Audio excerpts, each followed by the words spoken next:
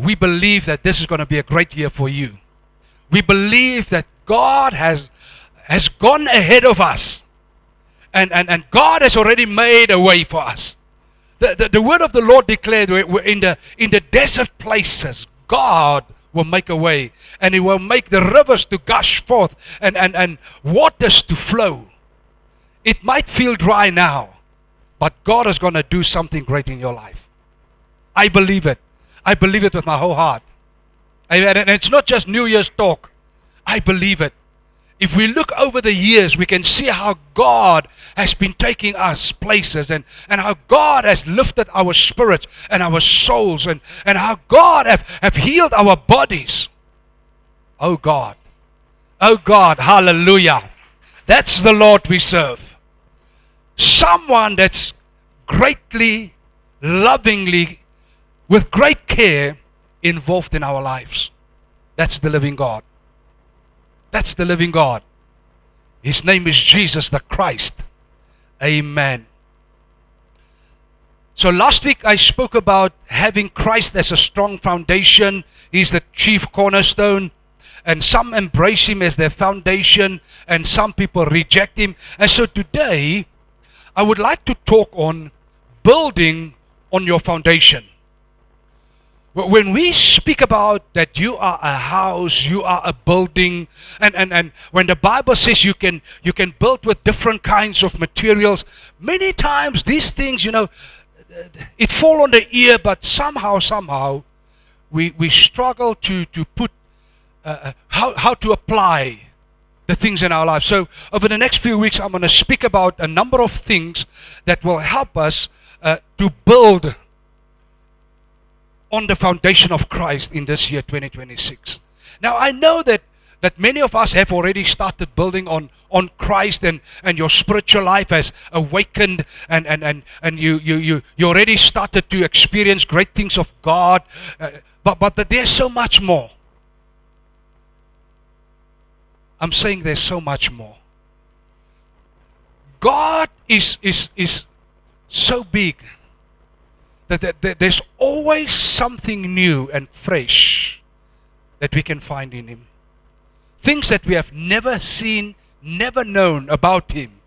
And He will constantly keep on revealing Himself in such a beautiful way. And so never have the idea that I'm now mature, I've reached the top level, and I can just now wait for Jesus to return. Please don't be one of those. Only the fools think they know everything. Let us have a teachable heart. Let us listen to principles, and let us grab the things that the Holy Spirit is speaking with us every time we are coming together, and let us make a commitment this year that we're gonna grow spiritually even more, and become more useful in the hands of the Master. So today I'm speaking about building on your foundation. And I want to take us to some scriptures in Proverbs 24 verse 3. By wisdom a house is built, and by understanding it is established. Now the truth is, none of us individually have all the wisdom. None of us individually have all the understanding. And so as a body, as a people of God, God has given us revelations and understandings and wisdom, if I may say, in nuggets to all of us. And so we are learning from one another, and we are receiving wisdom from one another and understanding, so that we can grow and grow spiritually as a people of God and as a house of God. And that's why the Bible says that we need to become mature, so that all of us reach the level of the full stature of the image of Christ. And the last time I checked, I'm not there yet. And maybe you are not there yet. So we need to continue to grow into Christ, to become more like Him, to look like Him, to think like Him, to speak like Him, to act like Him, to feel like Him. The emotions to have the emotions of Christ, to have the mind of Christ. Amen? And so we are going to look at a number of things in the beginning of this year, what we can do that you can grow and that you can become more like Jesus. And so wisdom is, a house is built by wisdom, and by understanding it is established. Philippians chapter 2, verse 12 and 13. Therefore, my beloved, as you have always obeyed, so now, not only as in my presence, but much more in my absence, work out your own salvation with fear and trembling, for it is God who works in you, both to will and to work for His good pleasure. So God is forever busy working inside of us. He's working inside of us according to His will and His good pleasure. Unfortunately, many of us, we are so busy with the worldly things that we are attached to, and the things that we want to acquire, and the things that our status in town, my power, whatever, my finances, my career. Many of us are so focused on this life, our business, our family, our thing, that we lose sight of eternity. And we lose sight that God is actually busy working in us right now, every day, for His good will and His good purpose. So that you and I can be more useful in the hand of the Master. And that's why the word says, work out your own salvation with trembling and fear in the presence of the living God. Because each one of us individually know what God is speaking to us, and where we need to change, where we need to lean more on the Holy Spirit, where we need to be more obedient to the Word of God. Each one of us individually, we know. But sometimes we are so cluttered and so full of the things of the world that we struggle to hear the voice of God. And so I'm going to give you a few things this morning, and over the next few weeks, a number of things that can help us to grow spiritually, that can help us to get rid of the clutter, to get rid of the noise of the world, and just to experience the peace of God, and to lean back in the arms of the Lord and allow Him to do His great work in us. Is that okay? 1 Corinthians chapter 3, verse 12 to 15. Now, if anyone builds on the foundation with gold, silver, precious stones, wood, hay, and straw, each one's work will become manifest. For the day will disclose it, because it will be revealed by fire. And the fire will test what sort of work each one has done. If the work that anyone has built on the foundation survives, he will receive a reward. If anyone's work is burned up, he will suffer loss, though he himself will be saved, but only as through fire.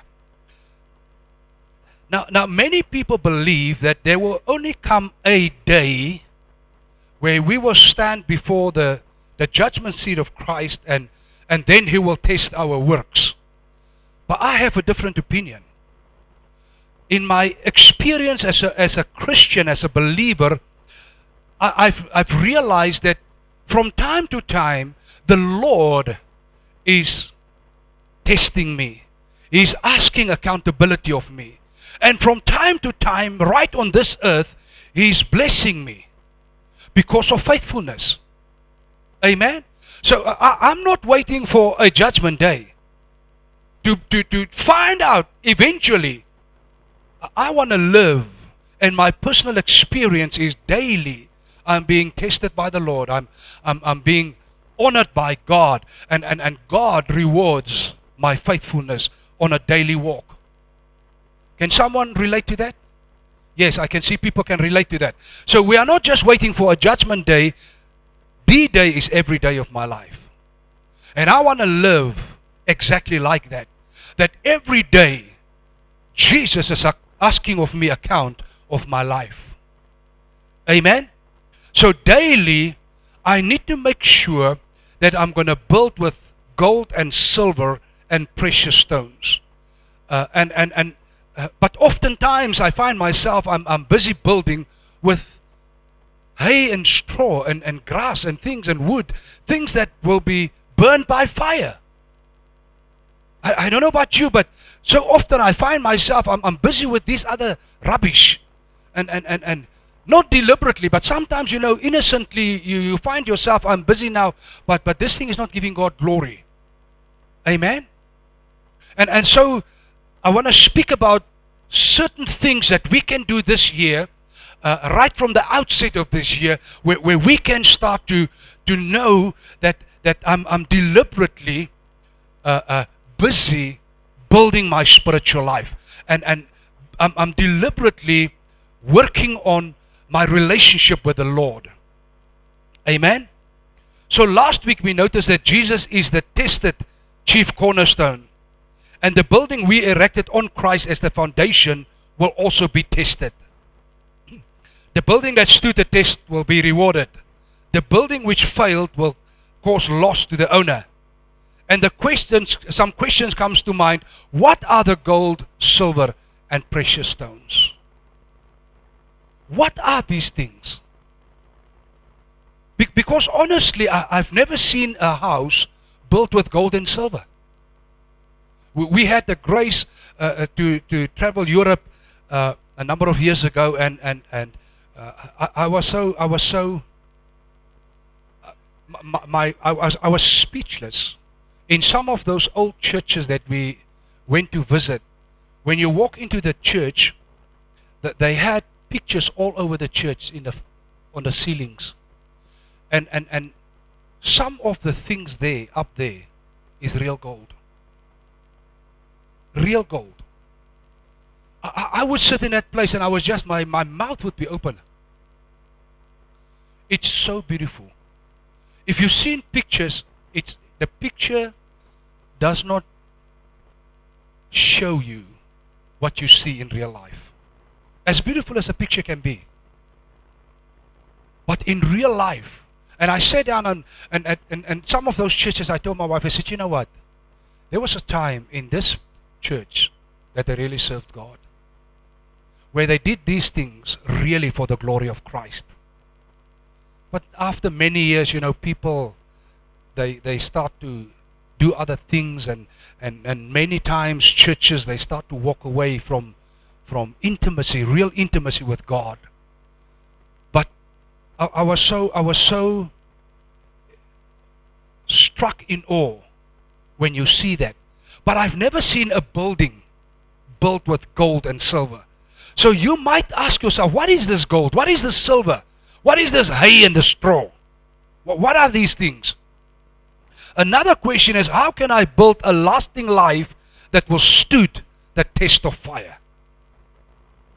What can I do as a Christian? What can I do as a believer that when the fire of the Lord will test me, that I will stood the test of the fire? And so those are the things I want to speak about. So the first thing I want to mention this morning is opening the door to Jesus. Opening the door to Jesus. Revelation chapter 3 verse 20. Behold, and that's Jesus speaking, I stand at the door and knock. If anyone hears my voice and opens the door, I will come into him and eat with him and he with me.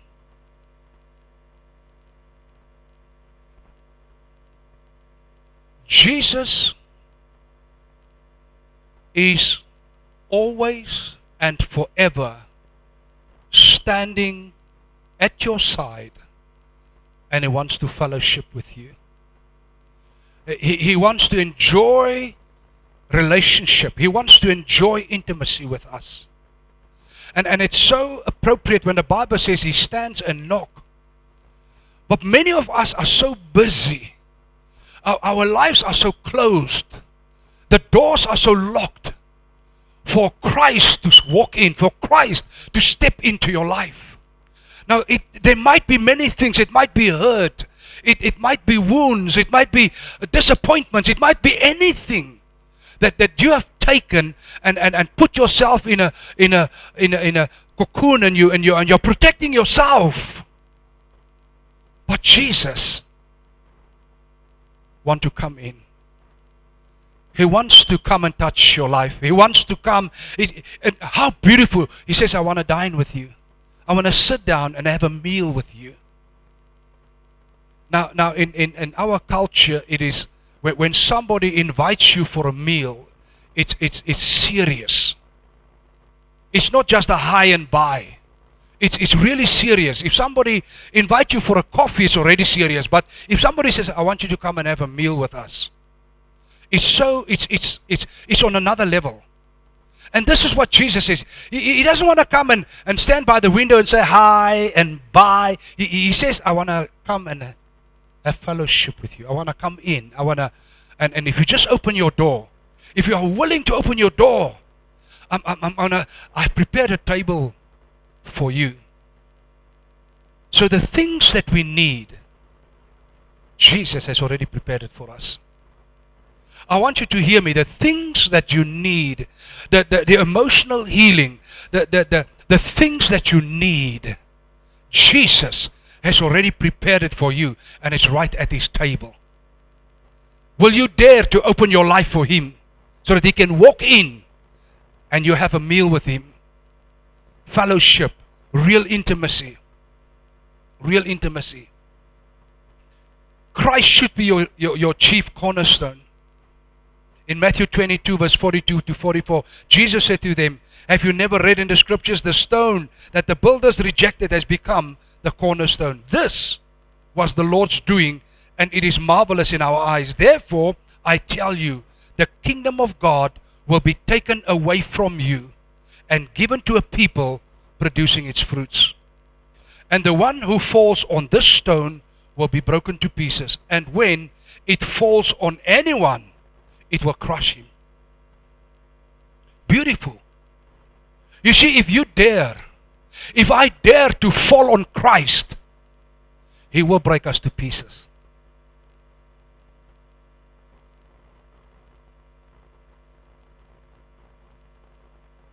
What does it mean? It means your life will never be the same again. Things will start to break off of you. Things that attach to us, that's not glorifying God, will start to fall off when we fall on Christ. But there's another dimension. You see, there's a day coming where Christ will fall on people and the people will be destroyed. My suggestion is rather fall on Him than Him falling on you. Because the Bible says He will crush you to dust and you will be blown away. But you see, when we fall on Christ and we break in pieces, it's that brokenness that allow Him to bring healing in our souls, in our hearts, in our emotions, in our bodies, in our finances, in our relationships. That falling on us is to fix us, to transform us into a vessel of His glory. How can you fall on Him? The moment that you open up your heart, the moment you open your door for Him to enter your life,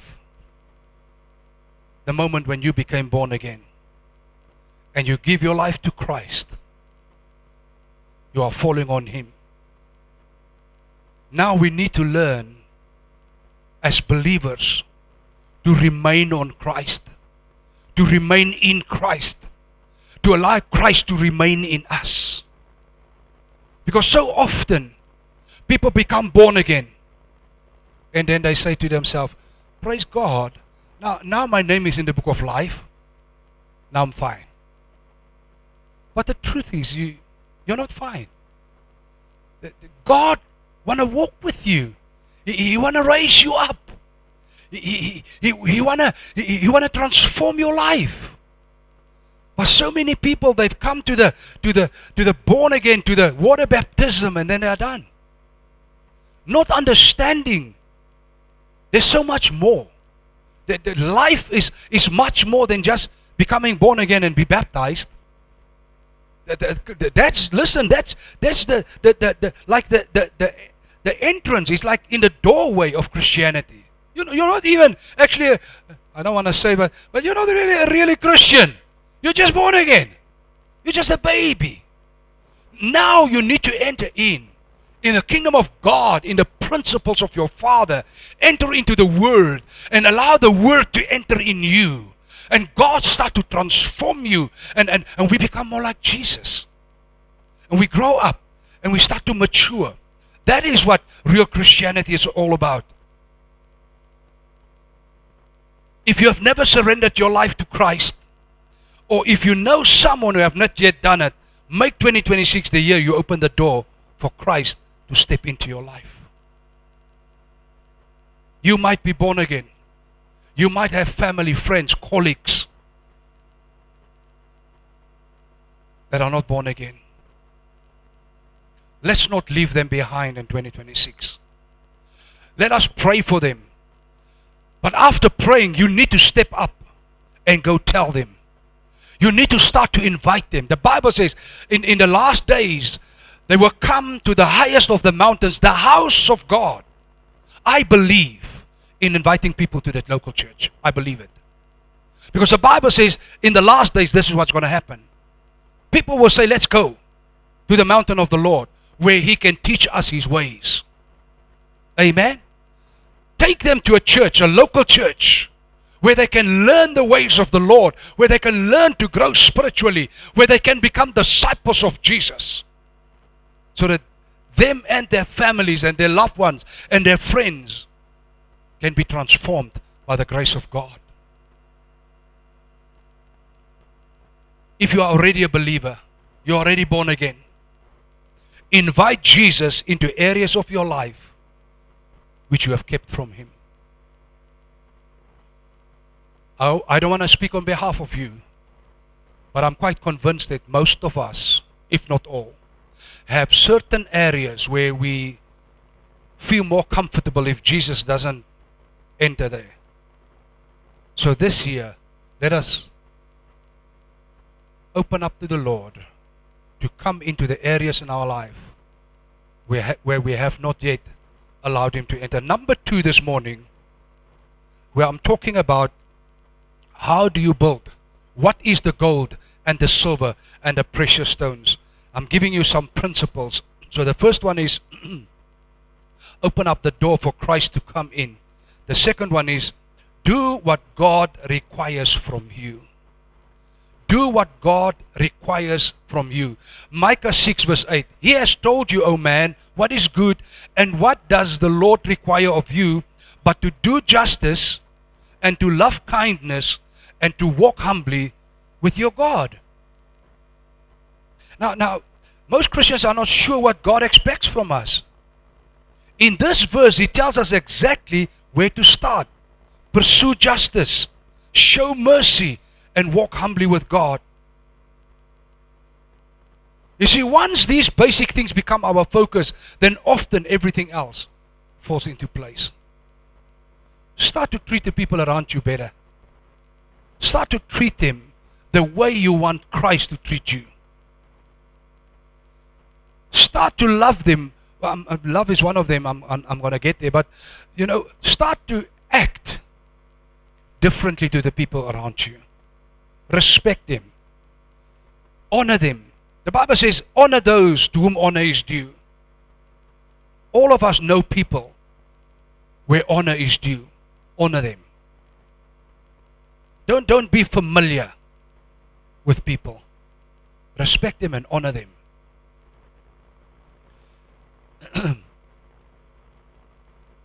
Now,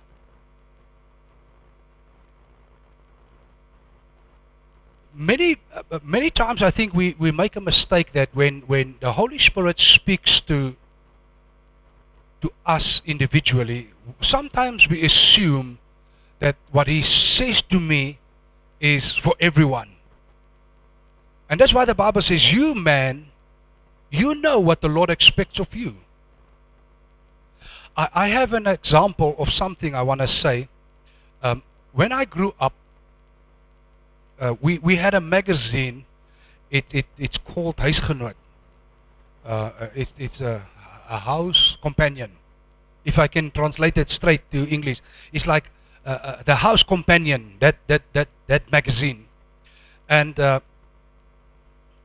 so that magazine came out every week, and most Afrikaans people of that generation, they would they couldn't wait for that magazine to come out every week.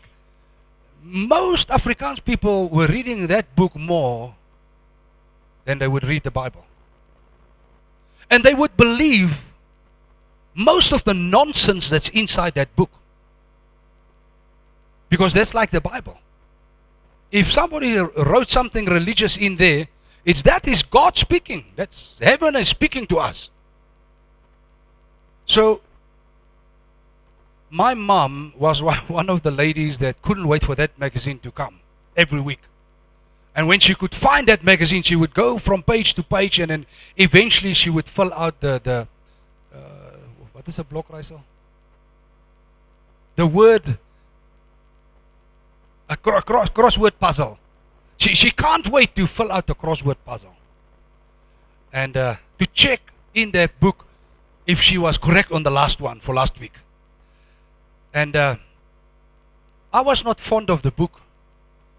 I sometimes I would go through the thing because they had different sections, some sections for kids, some sections for adults, men, women, some sections for religion. So they had all kinds of things in the book. But I wasn't fond of the book. And so the Holy Spirit might never have told me, stop reading that book. Because the book was not an influence in my life. But to someone like my mom, who believed in in that book, I mean, that was way before she became born again. The Holy Spirit might have told her, I don't want you to read this book. So I can't claim now and say, the Holy Spirit told me nothing about Huisgenoot. But to someone sitting here, he might have told you, you better stop reading that thing. Because the thing is a problem for you, but not for me, and not for the rest of us. Can you hear what I'm saying? So the Bible says, you, O man, knows what God expects of you. So each one of us, there are certain things that you know and I know. God is speaking to me and you personally about something that you need to stop. It's not glorifying God. But that same thing has no problem in someone else's life. So I can't jump up and say, boop, boop, boop, boop, and blow a trumpet and say, this is what the Lord says. I can't do that.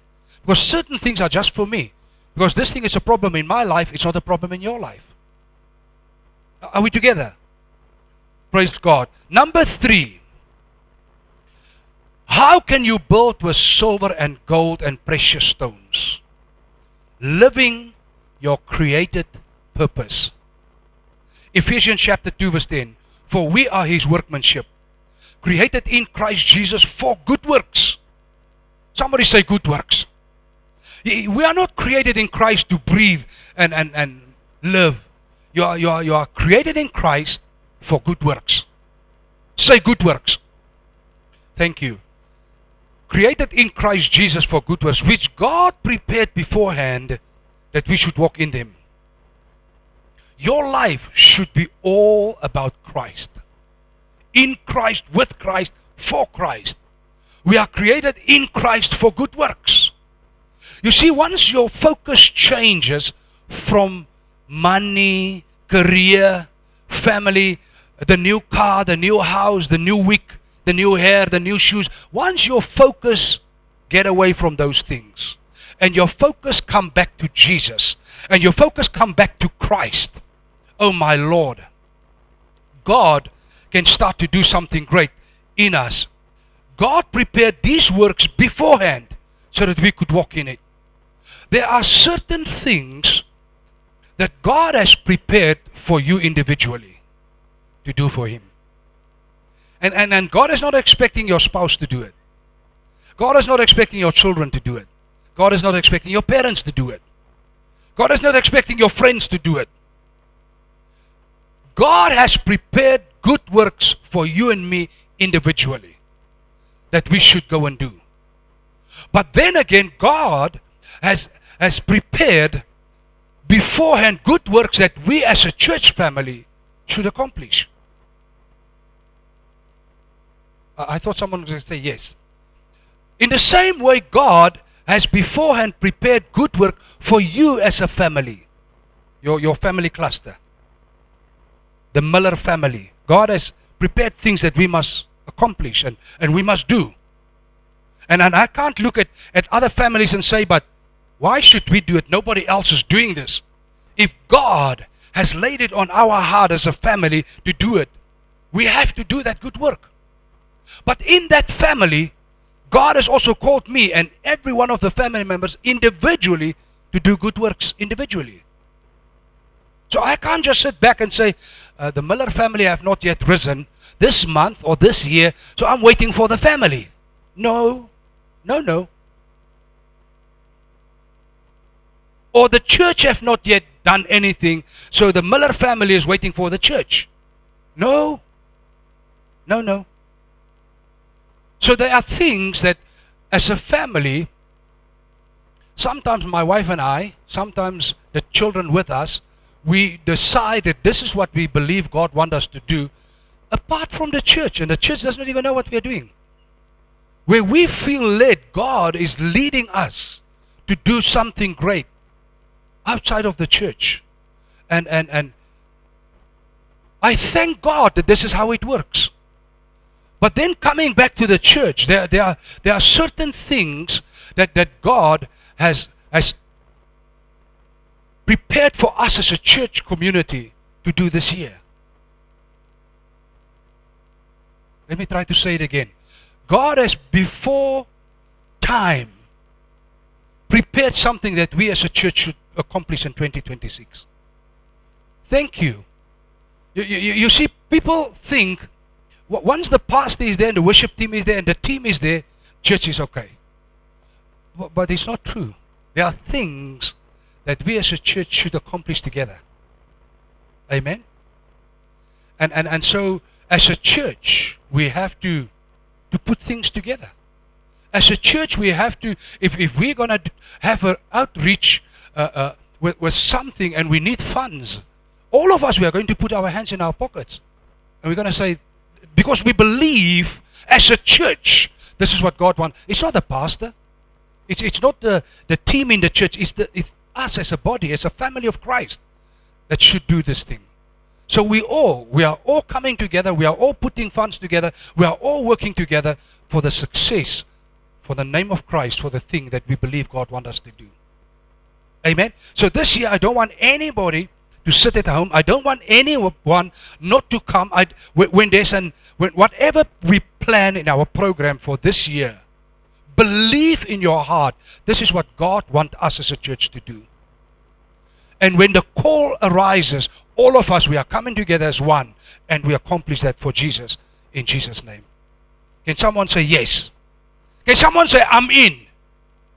I can hear you, and the Holy Spirit heard you too, huh? And all the angels heard you when you said, I'm in. Be in. Praise God. Amen. Why good works? Why good works? I love this. John 10, 37 and 38. If I'm not doing the works of my Father, then do not believe me. But if I do them, even though you do not believe me, believe the works, that you may know and understand that the Father is in me and I am in the Father. Why good works? Good works prove that God is with you and in you. Good works prove that God is with us and in us. Satan will never tell you to go and do some good to people. But the minute that the Holy Spirit speaks in your heart and say, do good to this individual, it's the devil that says, these people don't need it. You don't need to do it. You can do it tomorrow. And all kind of excuses. That's the devil. But the devil is a destroyer and a liar. He's a manslayer. He's a deceiver. He will not tell you to do good to people. But those good works is what God has prepared for you to do for Him. And so, one of the things that we build with gold and silver is we are doing the good works. That the promptings we feel in our heart that God is telling us. And if you are uncertain, please call me. Call me. Call one of your spiritual people that have spiritual influence in your life and say, I have this prompting to do this ABC for the Lord. Do you think it's really God talking to me? I can tell you now, if it's a good work, I'm 99.9% sure it's from the Holy Spirit. The devil will tell you, go and rob people, kill them and destroy them. We were not just saved from sin. We were saved for a purpose. You are saved with a purpose. Commit yourself to discover and walk in the good works He prepared specifically for you. Commit yourself. Say, Lord, this year, in Jesus' name, I'm going to do the good works you want me to do for you. Don't just sit and say, I think that's nice. No, you need to commit. Number 4, how do I build with gold and silver? Commit your work to the Lord. Proverbs 16 verse 3, commit your work to the Lord and your plans will be established. The secret of getting your plans and dreams to be established by God is by committing your work to Him. Now, how do I commit my work to the Lord? Well, if it's a crooked thing and a criminal thing, of course you can't commit it to Jesus. There's some crooks and some criminals that say, God bless me, you lie, man, there's a devil who did it. You're a criminal, you're a crook. Amen? Let us look at Colossians chapter 3 verse 23 and 24.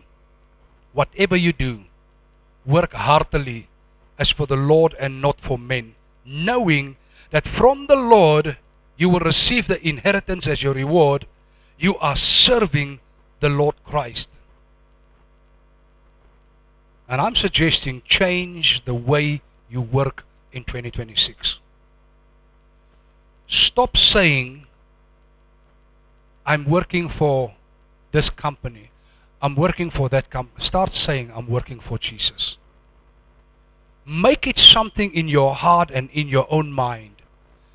In the morning when I'm rising up, I'm going to this company, I'm going to that workplace, but I'm actually on my way to work for Jesus.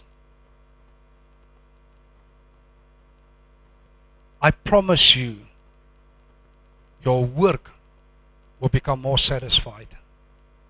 Your work will start to have more value.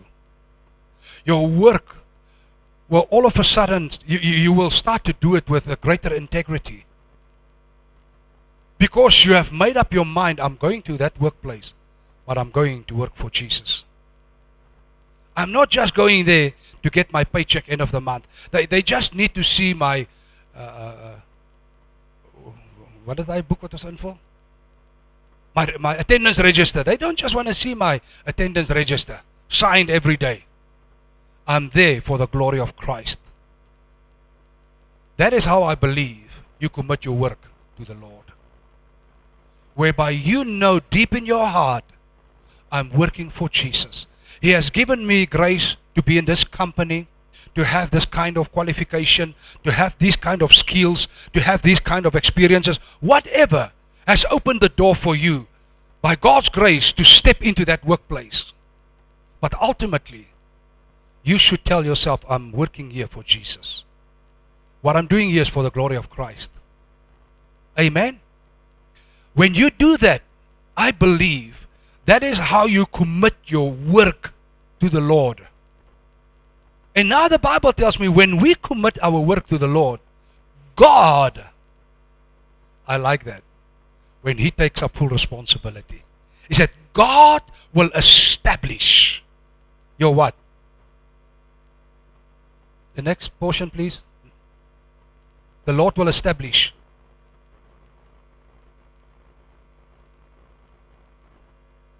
Now, where's that verse now? The Lord will establish your plans and your purposes. The previous verse. The Lord will establish your plans and your purposes. Now I can tell you, if all the years of my life where I try to establish my own things, it is hard work. It is hard work. The day when I start to realize, but supernaturally things are being established on my behalf, I said, now it's easy. You see, when God comes alongside and do what He promised to do, when we do what He asks of us, things become easy. Your life becomes easier. Struggles become sorted out. Things become more smooth. Things become pleasant. Amen? In 2026, right now, choose and commit to do things better, smarter, and with excellence. Because you're doing it for Christ. Now, the time that you're spending in that office on social media is over now. You can spend time on social media in your time. When you have your lunch break or when you have your tea break, that minutes that has been allocated is your minutes. But once that is over, remember now you're working for Jesus. And He's watching you.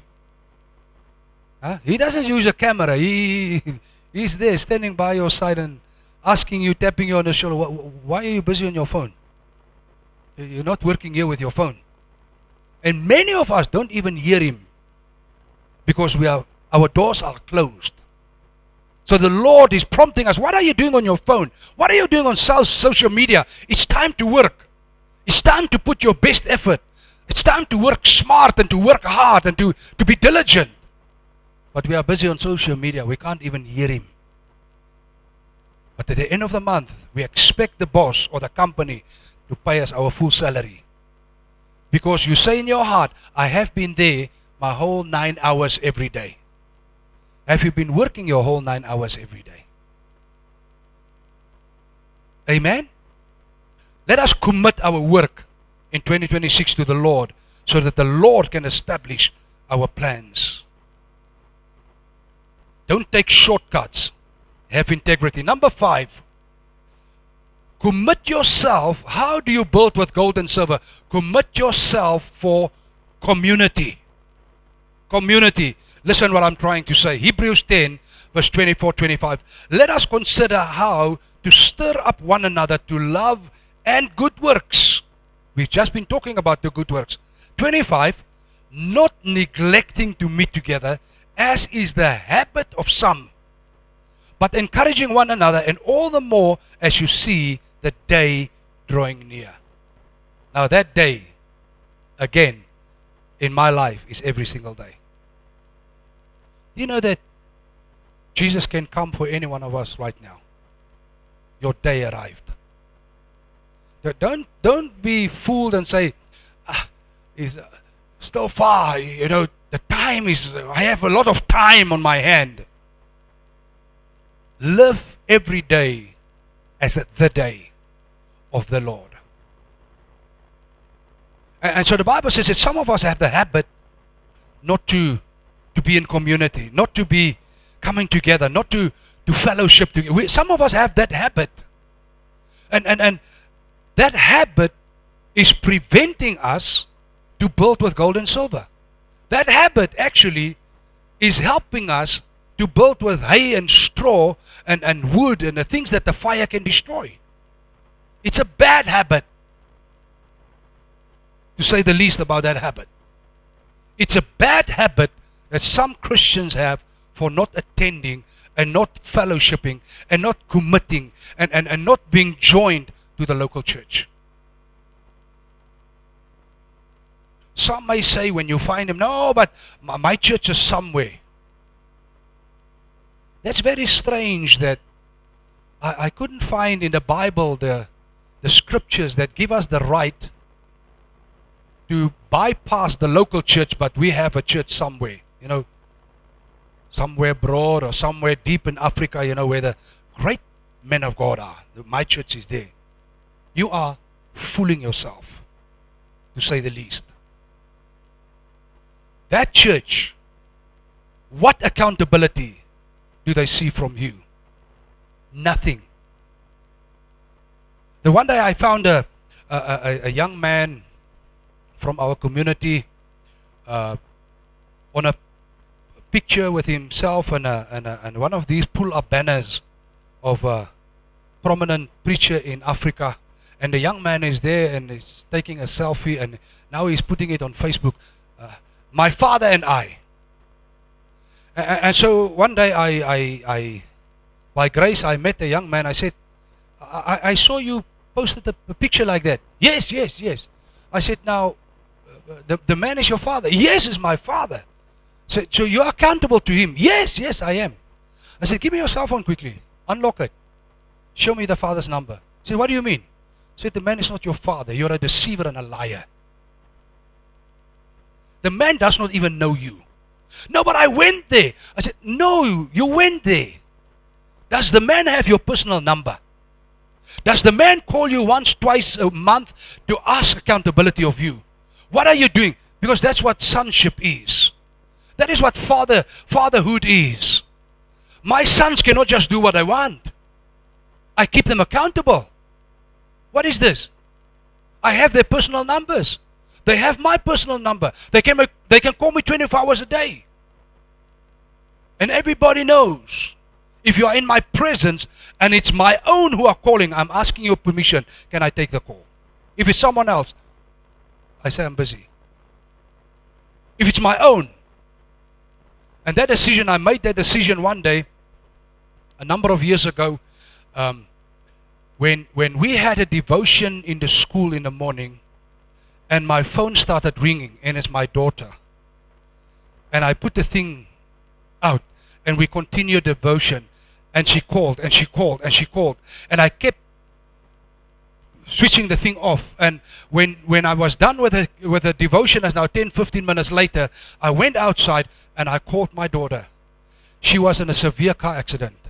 She rolled her car. By God's grace, the hand of the Holy Spirit was on them. The angels of God protected them. The car is written off completely. The two of them, they got minor little scratches from the glass that was shattered and what touching them. She and a friend. And she wrote her own car completely off. And that day I decided, if my own is calling me ever again, if I'm with a president, doesn't matter who I'm busy with. If it's my own, I take the call. It could be a call for life and death. You follow what I'm saying? And so many of you, when you're with me, I'm asking you, and I've been asking you, can I take the call? It's my own. I need to take the call. And I'm excusing myself. If you say no, say please, I'm gone. This call is more important than this. It could be the last call. You will never know. Amen? Community. Community. You see, in a community is where we stir others up. But also, we are being stirred up by others. When I'm not in a church community, when I'm watching live stream at home, I'm not even standing and clapping hands when they worship. I'm not even raising my hands up. And I'm busy with my coffee and sitting in my lazy boy and relax and stretch out, enjoying the live stream. Is that proper? So we are not serious. That's why it's a bad habit not to be involved in a local church. And I'm always asking, who do you influence with all your gifts, all your anointing, all the skills and the talents God gave you? Who do you influence when you're sitting at home? Be honest. You influence no one. Most Christians are not even preaching the gospel to the workers in their house, the domestic workers and the gardeners. They're not even sharing the gospel. We are in a revival center every Sunday and we're on fire and we serve God and we're born again. But my domestic worker does not even know Jesus. What kind of influence do we have?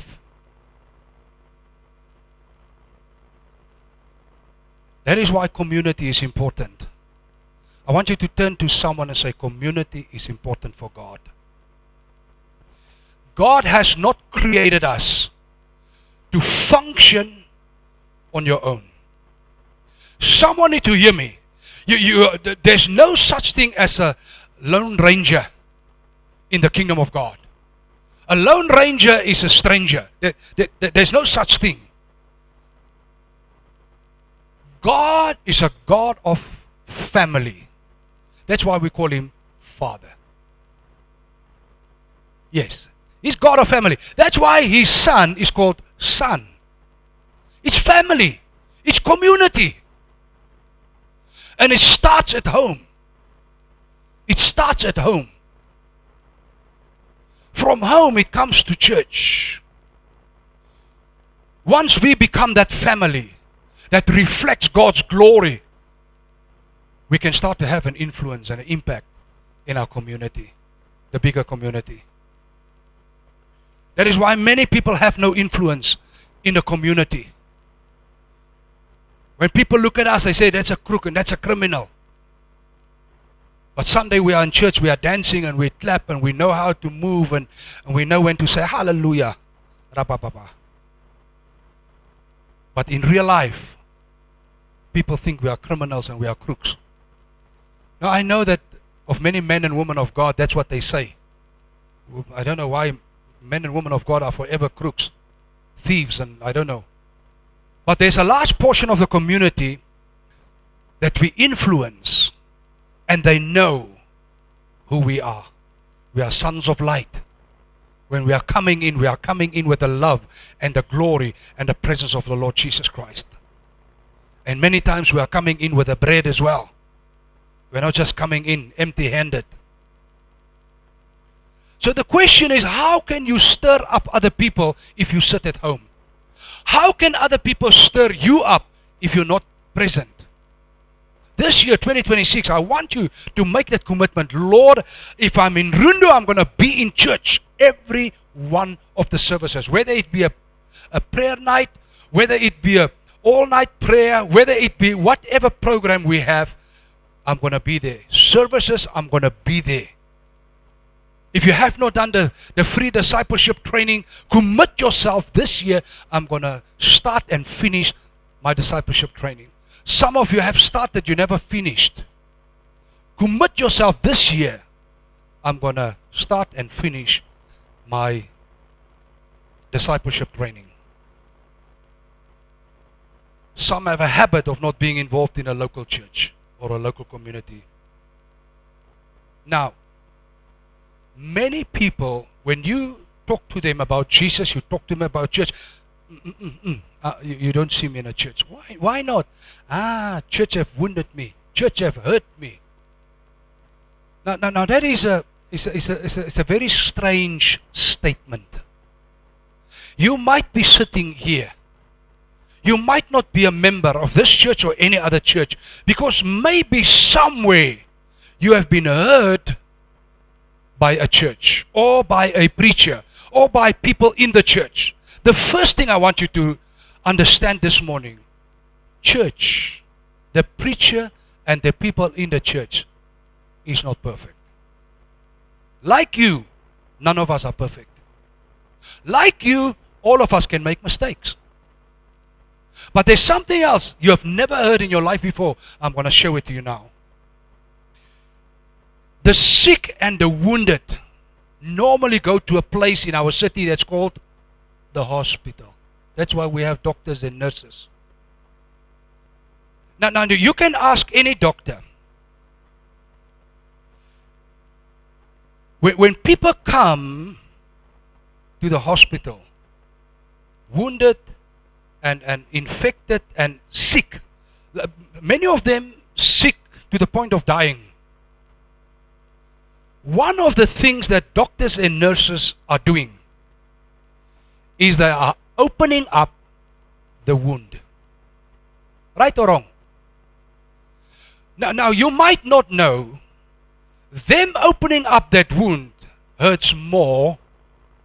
than the initial wound. You can say yes.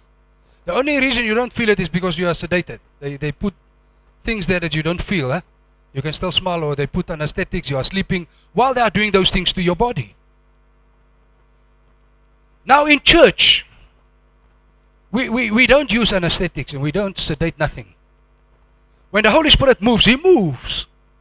And if I'm coming to a church and I'm wounded, oh my God, the Holy Spirit is going to tear that thing open. And I'm going to feel worse than when I came in. But it's for my healing. It's for my deliverance. So I can't blame the church. I can never blame a preacher. I can never blame people in the church. Because church is a spiritual hospital where wounded people and sick people are coming to.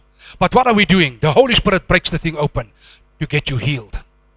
And many people say, no, the church wounded me. I'll never put my foot in it. You can never be healed. You can never be restored.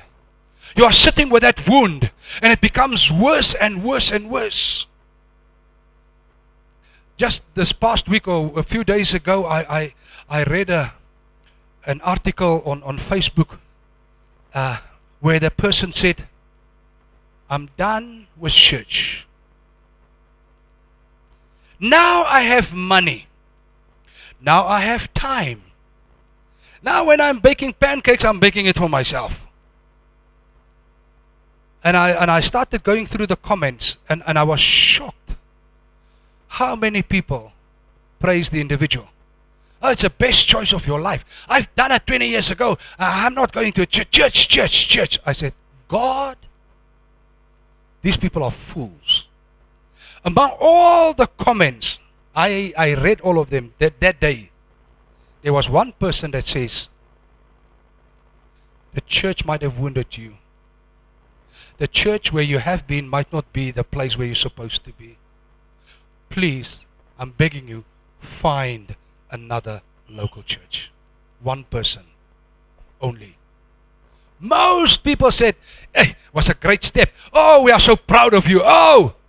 I said, my God, cheering people on, falling off of a team. Huh? Can you imagine you are playing for the Springboks and you're dropping off the team and people start applauding you. We're so proud of you. You've been dropped off the team. There's something wrong. You're no longer part of the team. And you're no longer part of Jesus' team. Not even to mention the Springboks or the New Zealanders. My brothers from New Zealand is here. For the All Blacks. It will be a shame. But now somebody fall off the team of Jesus and people are excited. It's the best thing that happened to you. It's the worst thing in your life. Not to be part of a local church. It's the worst thing of your existence. You have been created by God for community. You've been created by God for family. Where will you go if you don't have us? Who will pray for you night and day?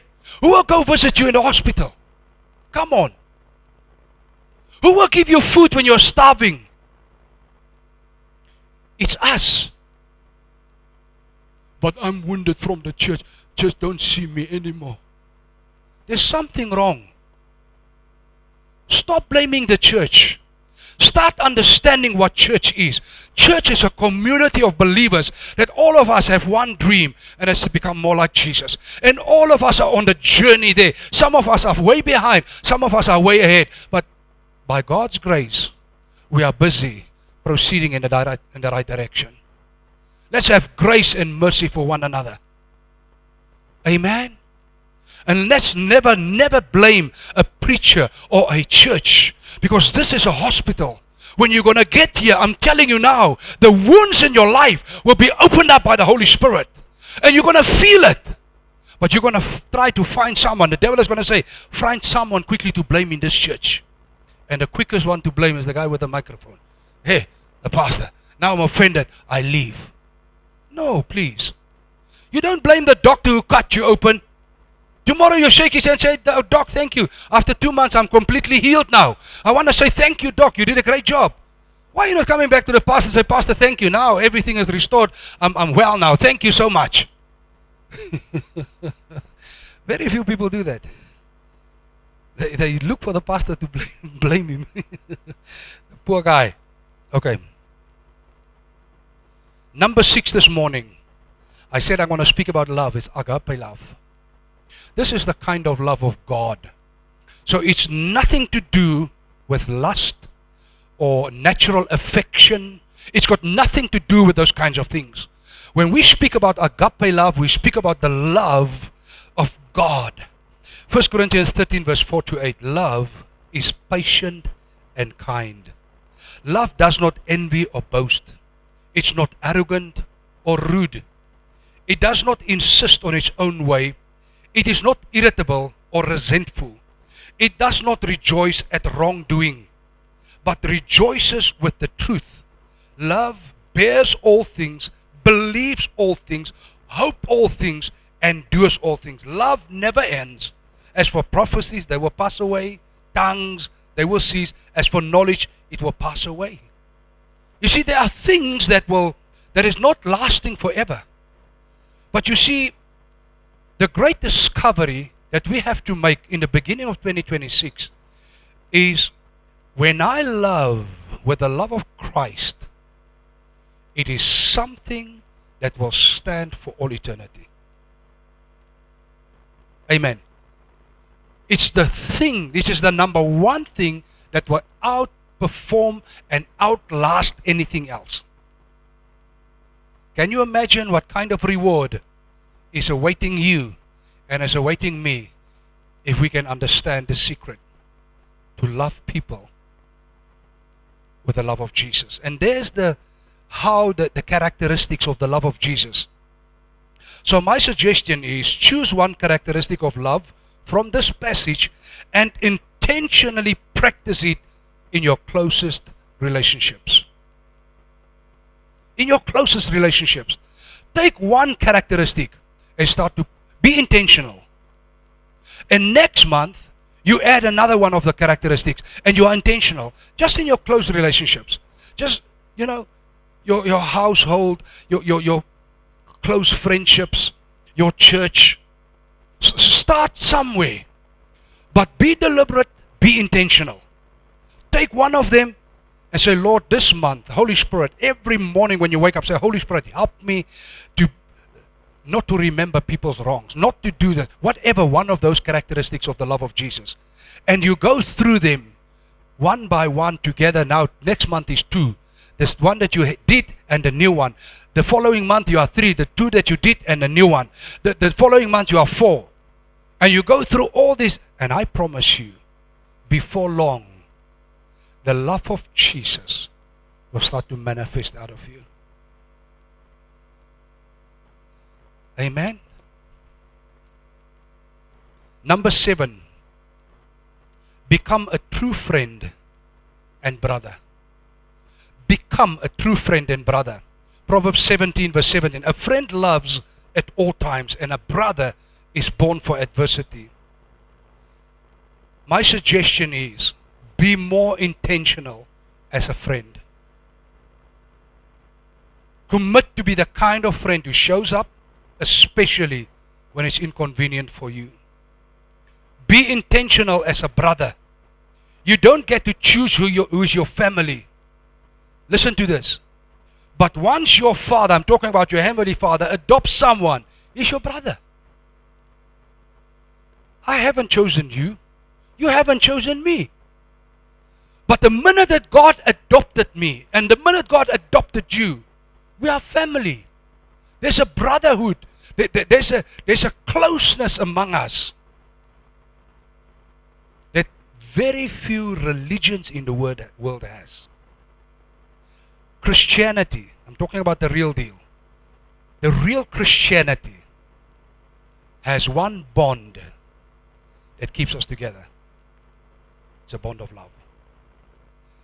Other religions don't have it. They might have other things that try to keep them together. Fear or works or whatever they have. But real Christianity, we have one thing that put us together and holds us together. It's the love of Jesus Christ. Can you see how important it is for that agape love to flow through us. Amen? So when God adopted you and adopted me, we are no longer strangers. We are now part of the family. And the Bible says a brother is born for that day. You are my brother, you are my sister. You've been born and being adopted by our Heavenly Father to be my family. We are a family. That's why the Bible says, do good to one another, especially to believers. Even other churches. Those people are our families. And that's why I thank God. We as a church, we have the habit and the custom to do things with our brothers and invite them to bring all their members and their people to come and do something with us. To show the world. We don't hate one another. Oh, you are taking my member. It's the kingdom of God. He's not my member. Yes, you are a member of this church, and that person is a member of that church, and maybe that person love it more here. They resign membership and they come here. We didn't steal no one. Some of our people left to go to other churches. Now must I sit and go and weep? No, your heart is broken that people leave, but it's God's kingdom. Amen. Listen, maybe the people on the other side, the peppermint crisp tart on that side is more nice than ours. I don't know. I don't know. Well, but we are just preparing a meal and a fellowship, and some people don't like it, but some people love it. And they continue to come. Amen. So real brotherhood and friendship is proven in hard times, not only in happy ones. You see, when you have a true friend, you know that you can call that friend anytime. And that friend will go backwards to help you. Now my question is, are you that kind of friend to your friend?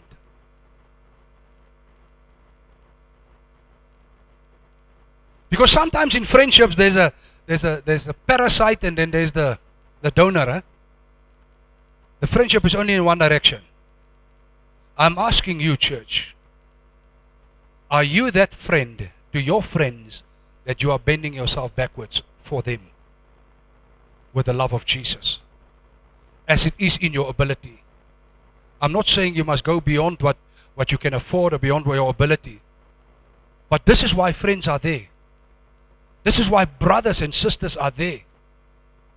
To be able to call upon you and call upon me and say, please, I need help. Please, I need assistance. Please, I need wisdom. Please, I need a prayer. This is why friends and brothers are there. Amen? So I'm asking you, are you that kind of friend to your friends? Are you that kind of brother to your siblings and your church? That we can rely on you. Are you that one? Or are you that one that forever dodges when you see, hey, there's something, you sneak out, you're gone. When we look up and say, where's our brother? No, he went home already. We still needed him. Or we needed her. She's gone.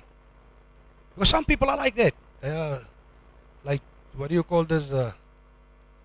Barbel fish. They get out quickly. Before they can get responsibility, they are gone. This year, 2026, be that friend, be that brother, be that sister to someone else. In Jesus' name. I want you to stand on your feet. I'm done. I want to go through the points to ponder. Now the points to ponder is I'm going to ask you a number of questions concerning the teaching, and I want you to apply your heart and your mind, and then I want you to make a commitment. Then we're going to allow the music to play a little bit, and you're going to pray your individual prayer, and you're going to know exactly what you need to pray. Whether you need to repent, whether you need to recommit your life, whether you need to, whatever you need to do, you are going to do it. Are we together? The first question this morning, are you building your life? Some people are waiting for the boat to come. Some people are waiting for the truck to arrive. Some people are waiting. They are procrastinating. They are delaying themselves. They are not building their lives. Are you building your life? Number 2. How are you building your life? With gold, silver, and precious stones, or with hay, wood, and rubble. I've given you 7 things that I like to call gold, silver, and precious stones. How are you building your life? Number 3, which of these things can you commit to this morning to start and build your life? Number 4, who is your friend and brother that you are going to love and appreciate more? I want you to think about people. I want you to think about people in your life. Remember when we spoke about agape love, we spoke about taking one of the characteristics this month. Who are those brothers and friends you are going to appreciate and love more from tomorrow? With one of the characteristics this month. Next month you add another characteristic, you have 2 then. Which friend and which brother, or which sister of course, are you going to do it? Starting tomorrow morning or even this afternoon. Number 1, are you building your life? Number 2, how are you building your life? With gold, silver and precious stones, or with hay, wood and rubble? Number 3, which of these things can you commit to this morning to start and build your life? Number 4, who is your friend and brother that you are going to love and appreciate more with the agape love of Christ? While the music plays, I want you to close your eyes and I want you to apply your heart and your mind, and I want you to pray a prayer. You know exactly what you need to pray. You know exactly what you need to ask the Lord.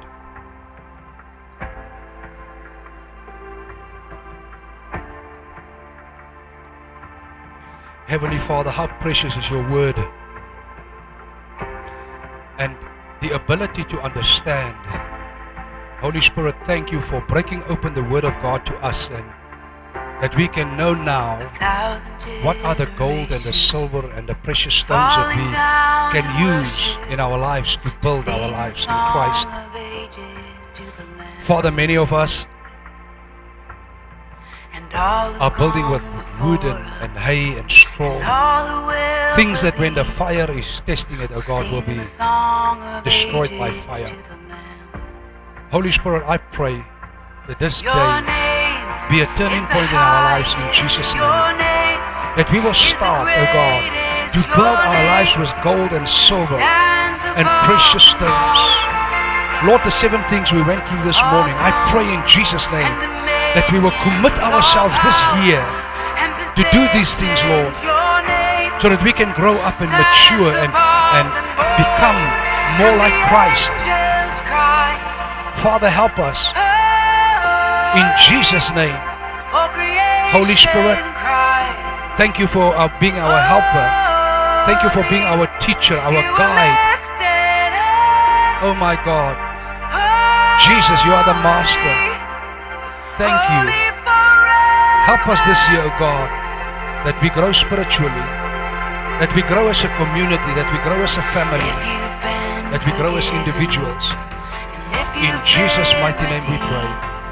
Amen. Amen. Hallelujah.